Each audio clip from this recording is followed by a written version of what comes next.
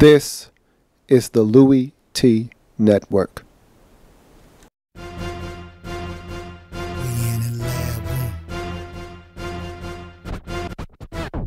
Man, I love some football. Man, I love some football. My favorite week is week 1, cause I'm watching football. First comes the preseason, and I don't take a day off. And then it gets even better when your team makes the playoffs. 32 teams go hard for one thing. They work for one thing. That Super Bowl ring. 32 teams go hard for one thing. They work for one thing. That Super Bowl ring.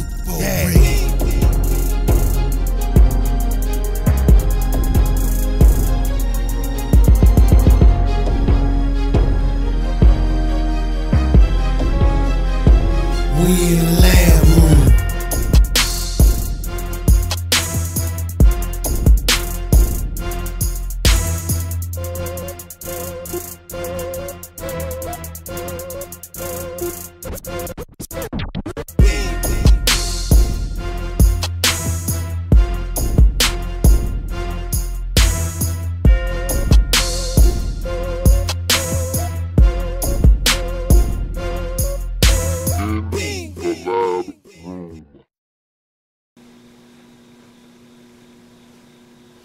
Who else could it be but me, your man, Louie T? Welcome. You are in the lab room. Of course, I'm your host, Lou. Thank you for joining me here on the program. It's Thursday, which means we've got some football to attend to. Thursday night football.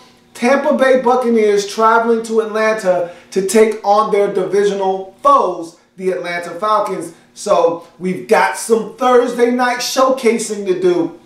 We'll jump into that here in a second. Just keep in mind, later on, we'll sit down, we'll talk supply and demand, so stick around for that as well. But let's jump into the Thursday night showcase. Tampa Bay Buccaneers, Atlanta Falcons, and I hate to say that family business isn't going to be close, because generally family business is close. You can throw the records out of the window. Doesn't matter how bad a football team is playing or how good the other is playing. When it's divisional foes, when it's two teams that know each other well, usually you can say, hey, this game is going to be a lot closer than one might think. But in this particular situation, I just don't see Tampa Bay. And look, I'm a little biased right now because Tampa Bay has upset me the last 2 weeks, being up against a second string and then a third string quarterback, both at home, and not being able to win. But this isn't your ordinary family business matchup, because the Buccaneers are brand new. They went out, made wholesale changes. Nothing really looks the same in Tampa Bay right now. New quarterback, new head coach, a lot of changes on the defensive side of the football. A lot of the pieces on the offensive side of the football are different as well. New receiver, new tight ends, new offensive line. Everything is brand new, so it's not like these teams know each other. It's not like you can just say, all right, Tampa Bay knows exactly what Atlanta wants to do. New head coach, so all the philosophy has changed. Everything is different. So it's okay to expect a blowout in this game, is basically what I'm trying to say to you. If these were two teams where the head coaches haven't changed and the players know each other, like New Orleans and Atlanta, or Carolina and Atlanta, or Carolina and New Orleans, basically the other three teams in this division, they know each other. The head coaches have been there for a substantial amount of time. The quarterbacks have been around for 3-4 seasons at minimum. And then you have a situation where a lot of these players, they've played against these players 8 times, 10 times, 6 times in their career. So they know tendencies. They've seen the film. They understand what Matt Ryan is trying to do to them, what Drew Brees is trying to do to them, what the Carolina Panthers and Cam Newton are trying to do to them. They understand what's going on. They've seen it before. But with this Tampa Bay Buccaneers team, it's a little different.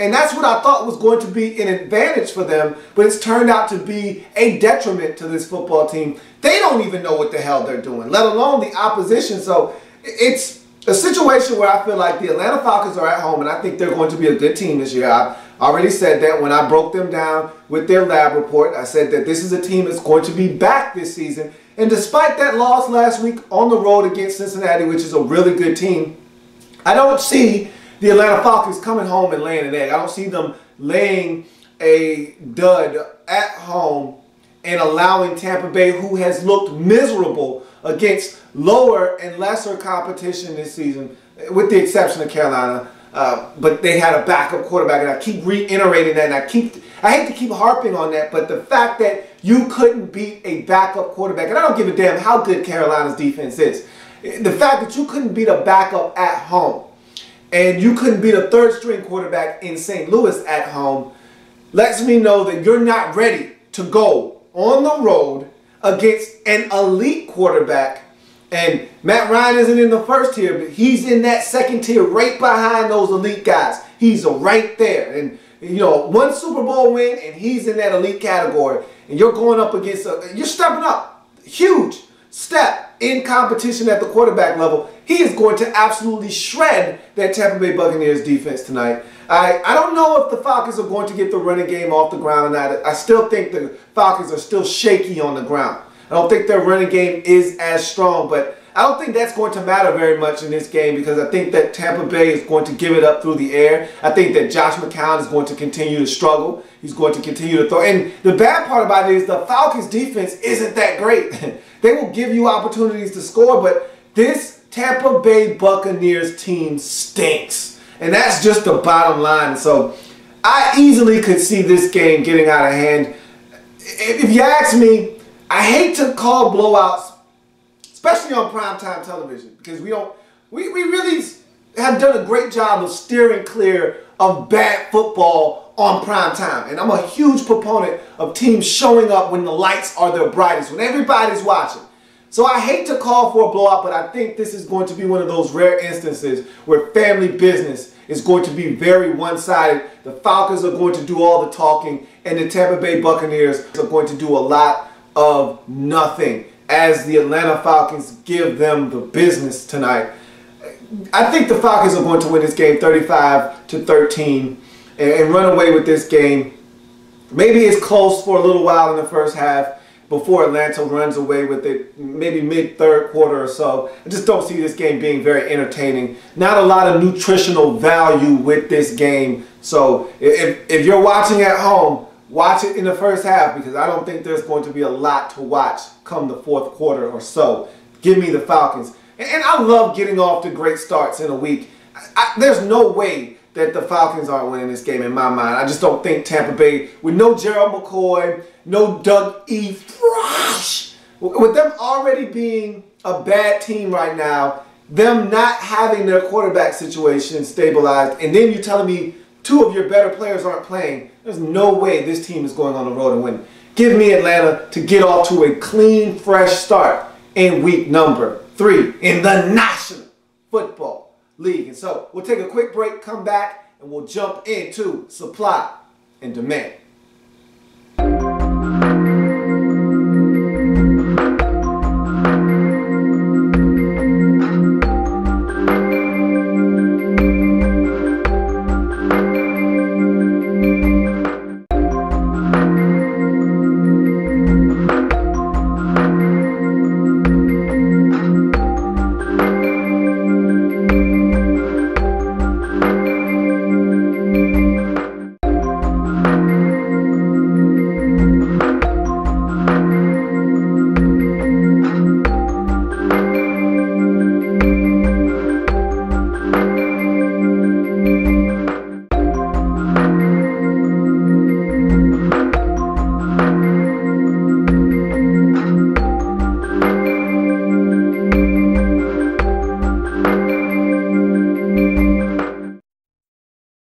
Welcome back to the program. So after I scolded you last week for your non-participation in the supply and demand segment, I got an outpouring of not only support but questions, some of them good, some of them better.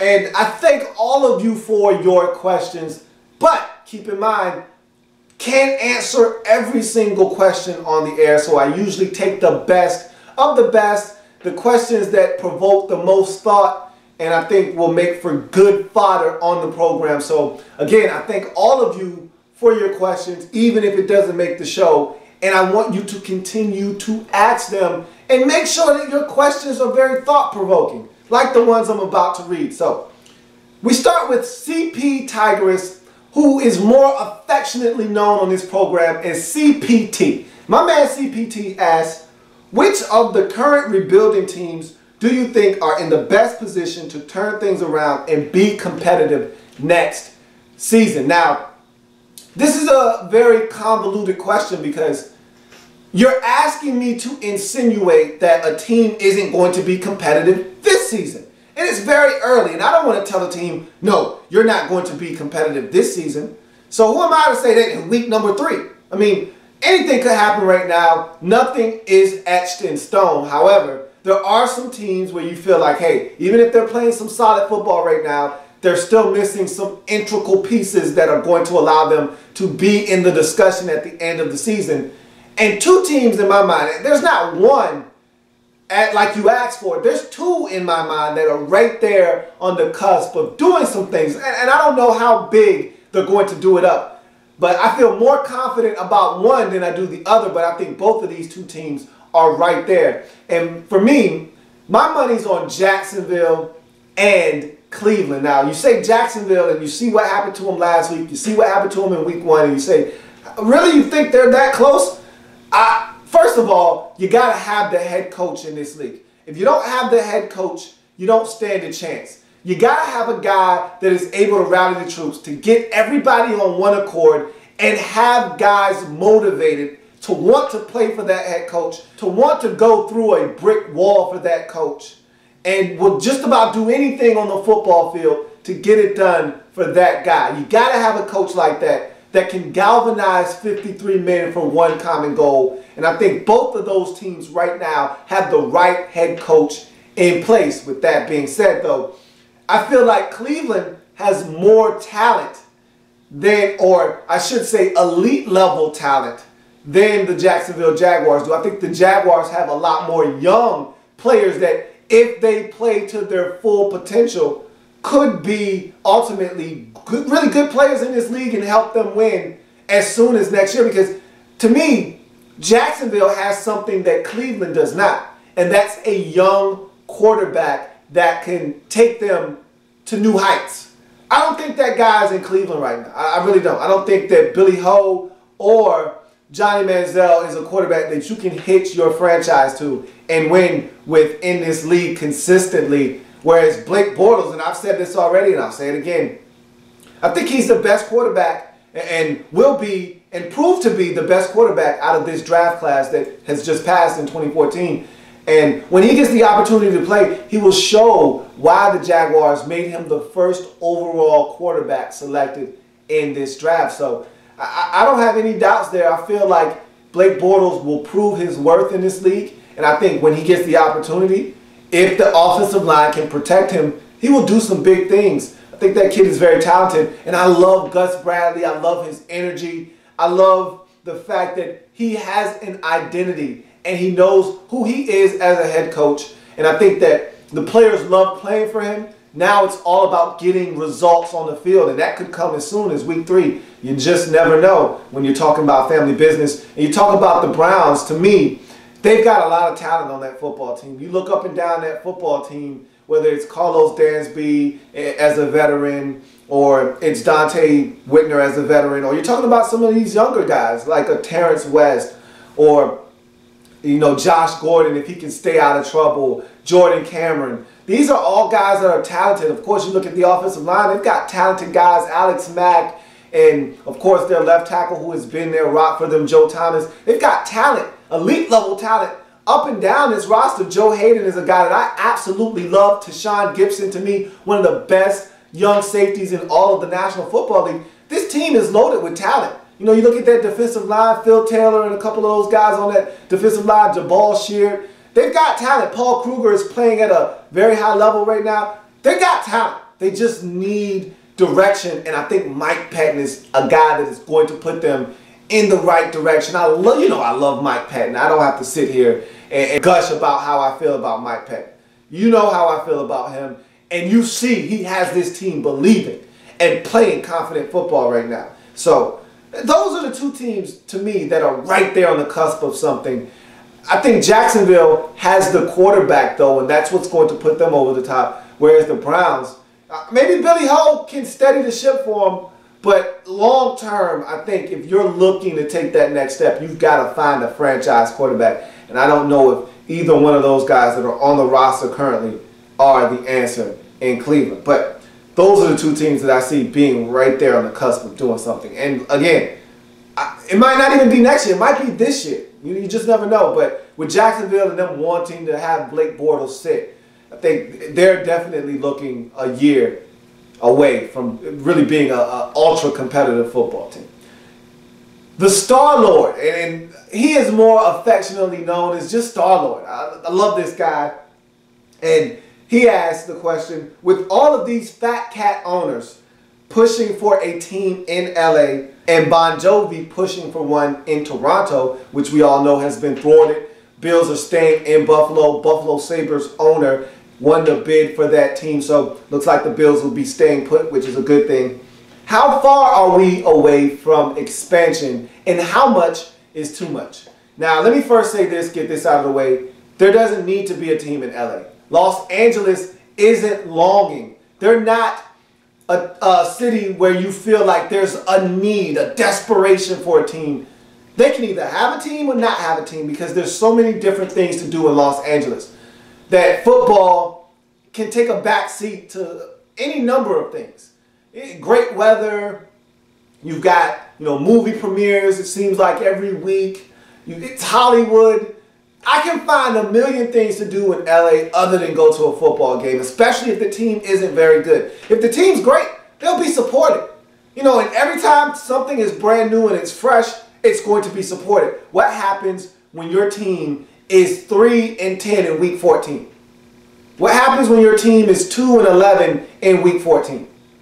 When you know your team isn't good, are you still going to support the movement? And in LA, I can answer that question for you. The answer is no. And so I can tell you this right now, LA doesn't need a team. With that being said, though, there doesn't need to be any expansion, and I don't think we're close to expansion. Right now, and I'm pretty sure all of you have heard of a perfect number. And perfect numbers are numbers that can be equaled up by their divisors. They're positive divisors, and 6 is a perfect number, 28 is a perfect number. Those are the first two perfect numbers, and I feel like we have a perfect number in the NFL right now. 32 is a round, perfect number that doesn't need to change ever, okay? Because I've seen the days when the numbers were off balance and you had 5 teams in one division, 4 teams in another division, and everything was off kilter.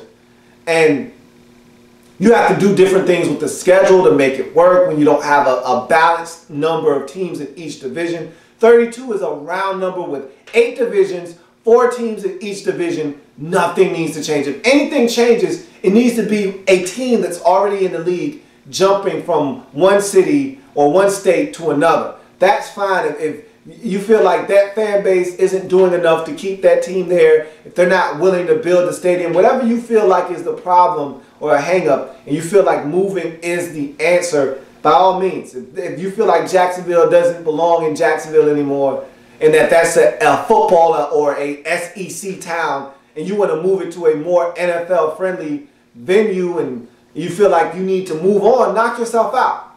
But by no means do we need to add more teams into the league. I think the league is fine the way that it is. And I think 32 is a perfect number for the National Football League. You look at the next question, and it's asked by Roberto Juarez. And this is more of a team-specific question. Who do you think should be the Raiders' next head coach if Dennis Allen is to be fired, and why? This is a tough question because D.A. was put in a tough and very compromising position when he got this Raiders job. He basically was put in a situation where the Raiders had no draft picks, the Raiders had no money to spend, the Raiders were a bad football team. And they were in flux. Al Davis had just passed away. Not a lot had been solidified in Oakland at the time. You need a new stadium. There's a lot wrong with the Raiders. And so for him to come into a situation that was really a death trap, you needed 3 years minimum just to get the ship righted and get the playing field pretty much level, to get your salary cap situation squared away, to get all of your draft picks back and have first rounders on a consistent basis, to put yourself in a position where you can go out, spend money on free agency, bring in better players. There was a lot that needed to be done in Oakland. And now that a lot of that has been done and you can start to spend some money like you did in free agency this year and start to go out and have draft picks and fill out your roster with younger players that are supposed to be talented that can help you, I feel like now he should be given an opportunity. But you know how things work in this league. Dennis Allen barely came back this year. He had a meeting with ownership, with Mark Davis. They sat down, had dinner. I think they ironed out some things, and he was back. But the way the Raiders look right now, with all the veterans that they went out, this team was assembled this year to win. And not necessarily win big, but win 8 games, win 9 games, threaten to make a postseason run. Okay? This team was assembled to be in the discussion of the postseason this year. That's why you go out and get veterans like Matt Schaub, like Justin Tuck, like Lamar Woodley. That's why you retain a guy like Charles Woodson, because you're looking to win right now. That's why you go out and get Terrell Brown, Carlos Rogers. These are all guys that have 9, 10, 11 years of experience in this league. These are vested veterans in this league, and yet you're not winning, and you don't even look close to winning football games. You look like you might have even taken a step back and regressed. So with that being said, if this continues, if there are more performances like Houston, Dennis Allen is going to be fired. It's not a matter and a question of if he's going to be fired, it's when, if they continue to play like that. Which is a shame, because I think Dennis Allen actually has good enough pedigree to be a coach. I think he has good enough instincts and knows how to pretty much handle the day in, day out responsibilities of being a head coach. But I just don't think he has enough ammunition in that gun to remain the head coach of the Oakland Raiders. So who do you need to be your head coach? I think this time around, last time you went with the young, trendy coordinator, and I think what you need in Oakland is a winner, a proven winner, a guy with a track record that says, hey, I command respect. I've been to the mountaintop, maybe not conquered, but I've been to the mountaintop before. I can show you, let me lead the way. You need a coach that has that kind of clout in this league. The problem is, who wants to come to Oakland? That's why you had to hire Dennis Allen. Nobody wanted the Raiders job. And that's the problem you have in Oakland is, until you stabilize some things, until you get a new stadium, until you get some stability within the front office, and even though you've had a little bit of that with Reggie McKenzie, he hasn't done that great of a job in acquiring talent and bringing guys in that you can build around. So, I mean, look at DJ Hayden, your first round pick from the 2013 draft. He's barely even played. And so when you look at a guy as a wasted pick into his second year, that's a problem. And that's a structural general manager problem. And until you alleviate all of the issues in Oakland, you're not going to be able to land a big fish coach. So that's what I think you ultimately need. And not necessarily like a Bill Cowher, but just a coach that has been there. Like a Ken Wisenhunt would have been a great fit in Oakland. A guy that has been to the Super Bowl, that has winning pedigree, that can show you how to get to the mountaintop. That would have been a great hire in Oakland. But again, if I'm Ken Wisenhunt and I've got options, why would I want to go to Oakland? Mike Shanahan is out there. He'd be a great fit, but we all know the history of Mike Shanahan and the Raiders. He'd never worked for the Raiders. And if I'm Mike Shanahan with my pedigree, why would I go to Oakland? I have a track record that says I deserve a better job, like the Cowboys job if that becomes available. I'll go there first before I go to Oakland. So that's the dilemma you find in Oakland with the Raiders. You move on to the next question. It's DJK, huge Baltimore Ravens fan, and he asks the following. With Steve Smith seeming like a primary receiver in Baltimore, will Torrey Smith leave in free agency due to the fact that Steve Smith is signed for 3 years? I don't think Torrey Smith is going anywhere. I think that Torrey Smith is a receiver that when season is done, when we're at season's end, he'll have his fair share of grabs. He'll make his impact. And look, just keep in mind, Steve Smith is 34 years old. You can't assume he's going to continue to play at this high level for the entire season, let alone 3 years out. It's just too far-fetched to assume that Torrey Smith is the guy in Baltimore. Now, are there some things he has to work on? Absolutely. Has to become a better route runner. He has to stop falling down. He needs to catch the football more consistently, but he's the guy. Last year, he proved that he could be a #1 in this league, and he's going to remain a fixture in Baltimore. Don't see Torrey Smith going anywhere, even if Steve Smith is commanding the most attention in Baltimore at the wide receiver position. Mr. TNA 2005, a huge proponent of this program, and I thank you for that, asks, who is the most underrated quarterback in the NFL? His response was Cam Newton, which is a fine choice. I don't have a problem with that. But when you ask me who the most underrated quarterback in the league is, I tend to think about veterans, guys that have been in this league that we constantly overlook. When you start running off names of quarterbacks who are among the best in the league, you omit them, or you take 10 or 11 or 12 quarterbacks before you get to them. Their name isn't on the tip of your tongue. And to me, guys who haven't gotten past their first contract yet can't be in this discussion. So you won't hear me name a Russell Wilson. You won't hear me name a Cam Newton because he's still on his first deal.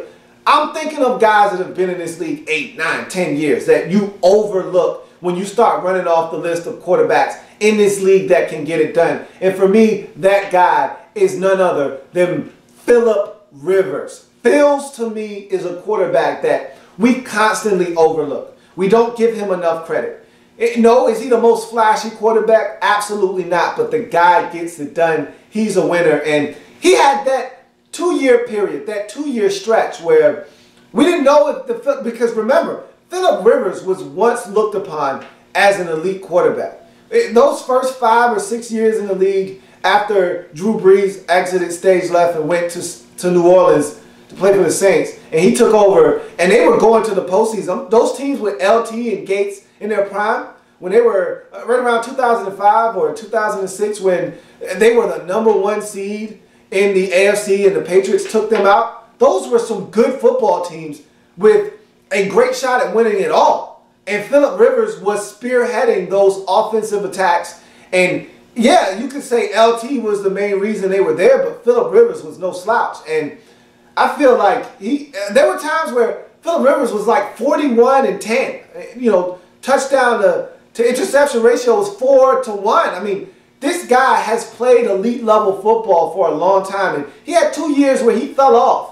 And I asked the question, is Philip Rivers ever coming back? Is he gone? Is the quarterback that I fell in love with, is he gone? And all he needed was rejuvenation. All he needed was a head coach that believed in him. And not to say Norv Turner didn't, but Norv Turner had become stale. A.J. Smith had become stale. Their time in San Diego was up. He needed to be rejuvenated. And I think Mike McCoy coming in and Tom Telesco bringing in young, fresh, talented players was a big step for Philip Rivers getting back to where he is now. And I think that we overlook. When we start talking about quarterbacks in this league, we're quick to run off Peyton Manning and Tom Brady and Aaron Rodgers. And rightfully so, those guys, Drew Brees, you know, those guys are elite. They have Super Bowl rings. Ben Roethlisberger is another guy we throw up there because of the rings. You know, but, you know, when we get to that second tier, we start talking about Matt Ryan. We start talking about some of these other quarterbacks around the league. We don't talk about Philip Rivers. We run Tony. We'll say Tony Romo's name before we get to Philip Rivers. When's the last time Tony Romo won a playoff game? Philip Rivers won a playoff game last year.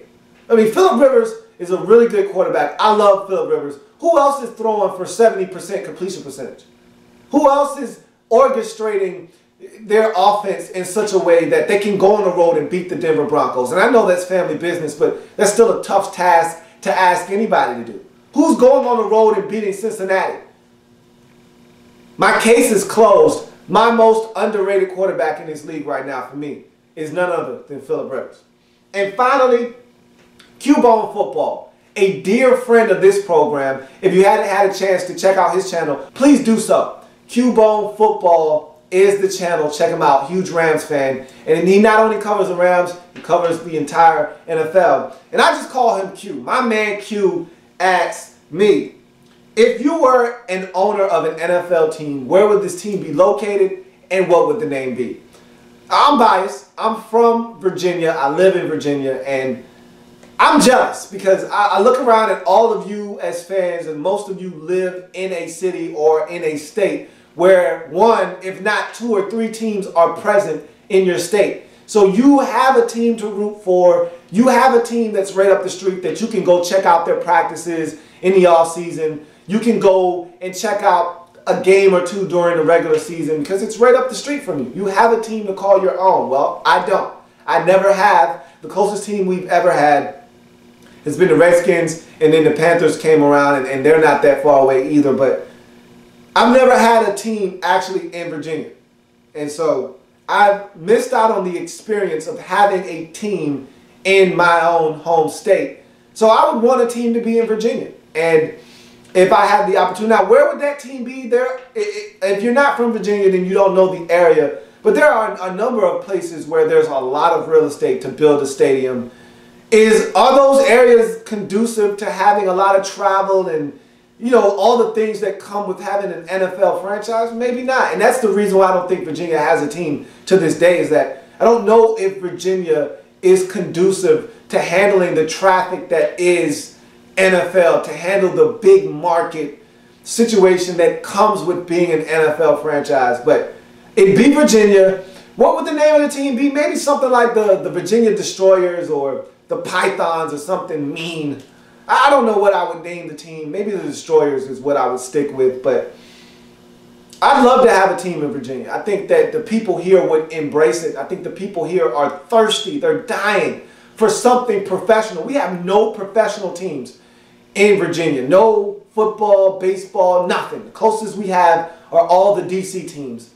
Usually that's what people around here gravitate towards because that's the closest thing we have.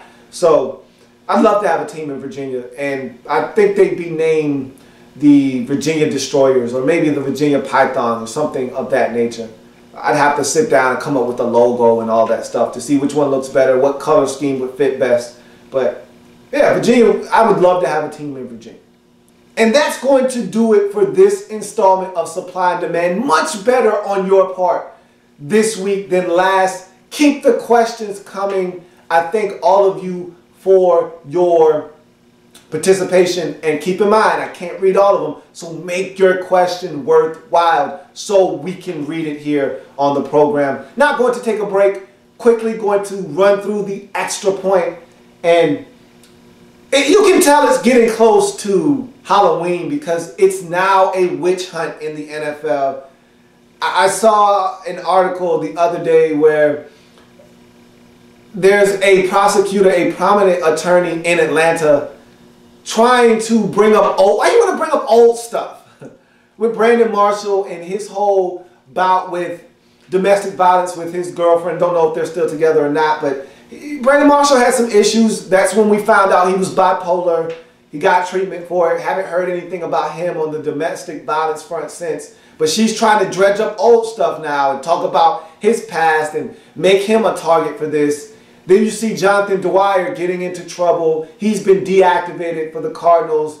His situation sounds gruesome though. They talking about him potentially headbutting his girlfriend, then punching her in the face, and then harming their 14 or 24-month-old child. I hope that that's not true, but it's a witch hunt now, man. If you're a player, you can't even breathe on a female wrong right now. Guys have got to make sure they're cognizant of their surroundings and their situations. Don't put yourself in a compromising situation right now. The block is hot. The block is hot. The block is hot.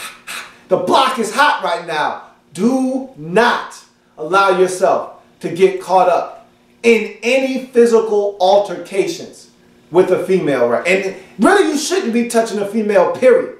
But this is definitely not the time. You don't even want to get in an argument, a heated argument, and have the police called right now. This is not the time for that. Okay? Control yourselves, people. Control yourself. They are on a witch hunt, and they want anybody they can get their hands on don't allow yourself to be caught up in this tangled web of nonsense that is the NFL domestic violence policy. Stay clear, steer clear of the nonsense. If you are within earshot of my voice, don't allow yourself to be caught up in the drama. There are ambulance chasers and a lot of politicians looking to make a name off of the NFL and some of their players. You don't allow them to do that to you. So that's going to do it for this installment of In the Lab Room. I thank you for joining me. If it happens in the National Football League, whether big or small, we cover it all here in the Lab Room. I thank you for joining me. Come back and join me tomorrow as we'll have the Pick'em Weekly here on this program. I will give you my picks. I expect to start 1-0. I feel like this is much better than last week's situation. It's not as tough a game. So I expect to come back very jovial and in a great mood, looking to have a better week. And I had a rough week of it last week. We'll talk about that and more tomorrow on the program. Thank you for joining me. See you tomorrow. In the Lab